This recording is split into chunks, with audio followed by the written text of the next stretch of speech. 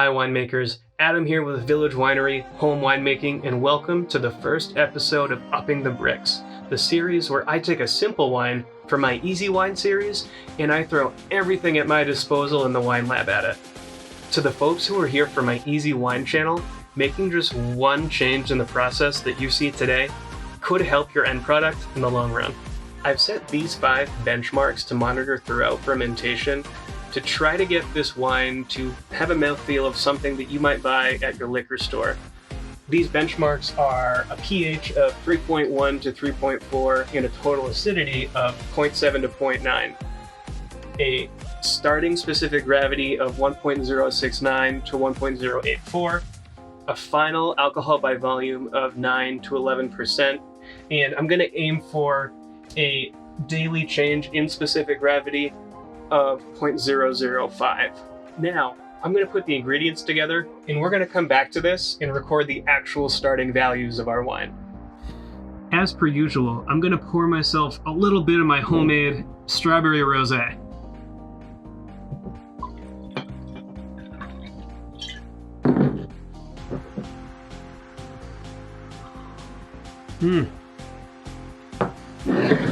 Now, I'm going to clean and sanitize a 1-gallon glass jug. The ingredients you'll need for today's project are a 4-pound bag of sugar. We're not going to use all of it, so you can go a little smaller. Wine yeast. I'm using 71B112, which is good for wine with residual sugar. 2 cans of juice concentrate. This is going to work for any concentrate you want. I am using orange and lemonade concentrate. And a 1-gallon jug of spring water. First, I'm going to fill the jug up about halfway with water.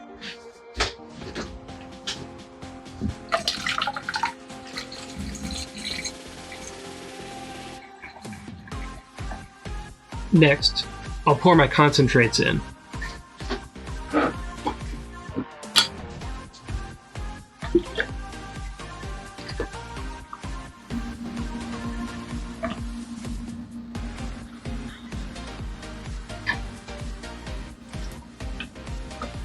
Next, I'm going to put a cover on my jug and give it a good shake.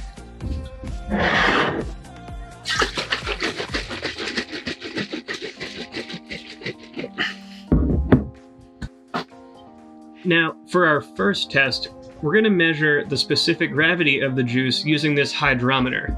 So I'm going to pour just a little bit into here, and we're going to measure how much sugar there is.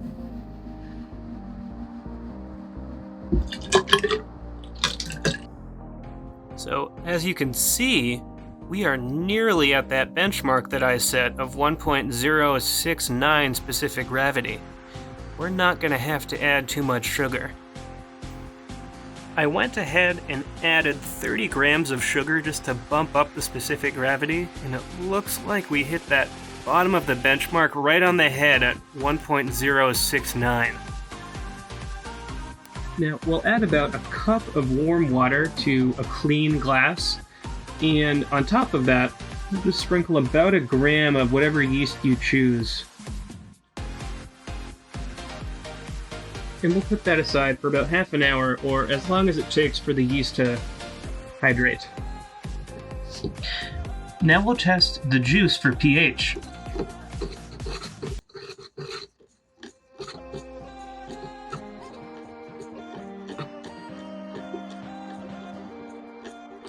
.2, that's a bingo!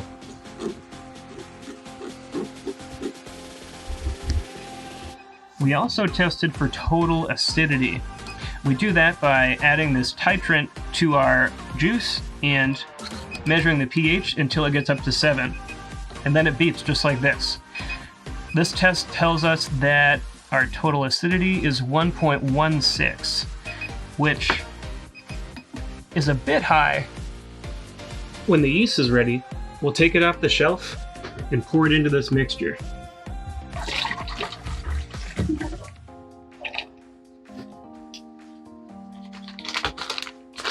I'm also going to add a teaspoon of Fermax Yeast Nutrient just to really get this yeast started.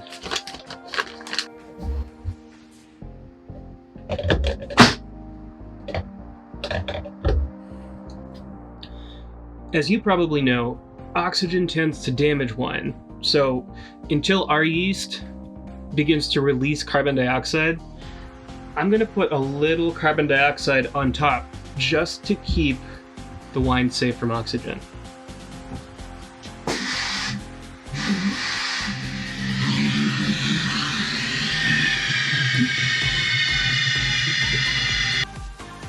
Now we'll fit an airlock filled with either water or sanitizer. I usually choose a sanitizer, to the top of the fermenter. Now that we have the fermenter set up, I'm going to show you how I plan to control the speed of the fermentation. I'm going to take a 5-gallon bucket and fill it about a quarter of the way up with water. And then I'm going to take our fermenter and I'm going to put it in the water. So now I've got a fun piece of equipment that I'm excited to show you. This is Blichmann Engineering's version of a glycol chiller, and this is how we're going to keep our fermentation at a constant temperature. Basically, it works by, this is a temperature control unit with a temperature probe.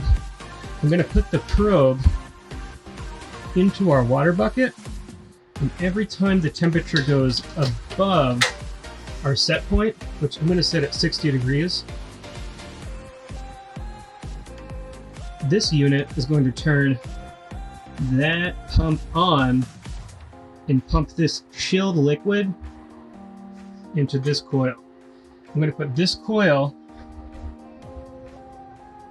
in our bucket, and this is going to keep that water cool, and that water is going to be in contact with our fermenter. And when it's pumping that cold liquid into the coil, once the temperature probe reads that we've hit the set point that we want, it's going to tell this unit to turn that pump off. And that's how we're going to keep a constant temperature.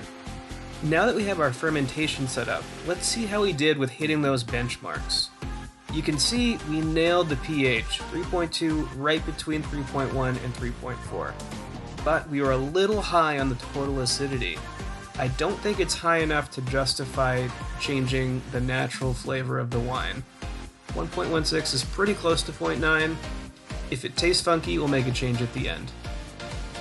Specific gravity, we nailed that bottom benchmark at 1.069, which is going to make final alcohol by volume of 9%. And we set the fermentation temperature at 60 degrees Fahrenheit, and we're going to monitor the fermentation speed daily and adjust the temperature accordingly. If you liked today's video, don't forget to like, share, and subscribe, and we'll see you in a few days when we check in on this wine's progress.